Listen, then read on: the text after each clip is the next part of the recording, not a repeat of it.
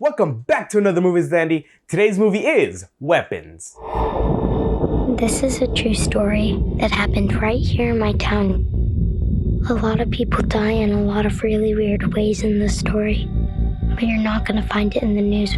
Weapons brings back Barbarian director Zach Cregger's. So this movie begins a month after the disappearance of this classroom. And we get it summed up by a creepy little kid voice in the beginning of the film, and it tells us, okay, now this is where the story actually begins. And then we see how the town has been dealing with all these kids disappearing, with the parents angry at the teacher and blaming the teacher for the disappearances. This mostly follows Julia Garner's character, which is the teacher of the classroom where all her students are gone. Josh Brolin plays a parent where his kid actually disappeared with the whole classroom as well. So like I said, if you saw the movie Barbarian, you know kind of what you're in for in this film. Because if you watch Barbarian, you know it's not your traditional movie that just goes through a linear timeline. No, this one kind of goes all over the place, but rounds up all together at the end. And that's kind of what Weapons does. The story is kind of simple, but it's broken down into different chapters. And we follow each character, starting off with the teacher first to see what happened in her story. And then we follow the dad and then other characters as well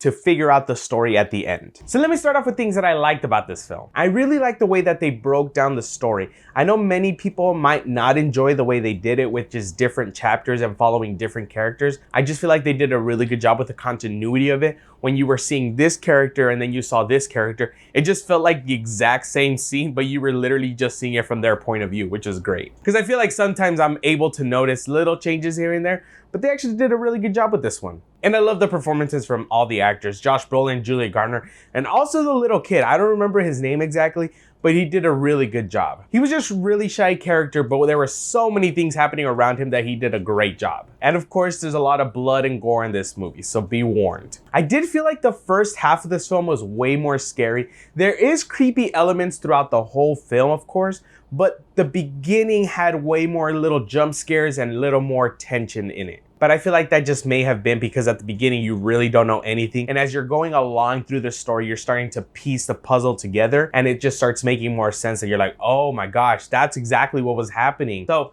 I really like that part. And of course, this movie does an amazing job at building tension throughout the film. You just really don't know what's gonna happen. You hear the music building up, building up, building up, and you're just, okay, what is gonna happen exactly? Oh yeah, and as much as it was a horror and thriller movie throughout, it was actually very funny throughout the film. The whole theater was actually laughing at the same time in a couple of moments. And specifically at the end, there's a very funny part that you feel kind of weird at laughing, but it's just funny. I'm pretty sure Zach Cregger did that intentionally just because of the situation that's happening. It's funny, but very serious at the same time. And that was some things that I didn't really like. I do feel like the beginning was a lot slower. I just feel like it took a little bit too long at the beginning to get moving and it felt a little slow. I know that they were trying to introduce us to the characters and what was happening, but I feel like the exposition in the beginning did a really good job with kind of summing it up and then telling us, okay, now this is where the story starts. So throughout the film, we've been getting a lot of details of what's been going on in the town and with these characters,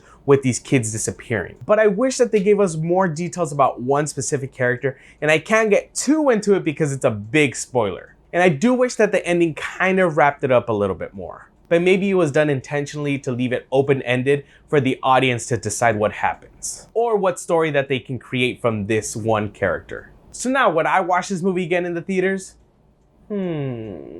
Yes, I completely would. I just want to know what details I may have missed in the first viewing of this film. And what things may be happening in the background that I might have missed, because I feel like there was just so much going on and so much to the story. But it was a very simple story at the same time. And I feel like this movie is going to be one of those movies that you hear people really love it and people really hate it at the same time. And honestly, with me liking Barbarian and now Weapons, I can't wait to see what Zach Cregger does next. But let me know, what did you think about Weapons? Is it better than Barbarian, or do you still like Barbarian more? I would love to hear what you have to say in the comments. Don't forget to like, share, and subscribe for more movie reviews every week.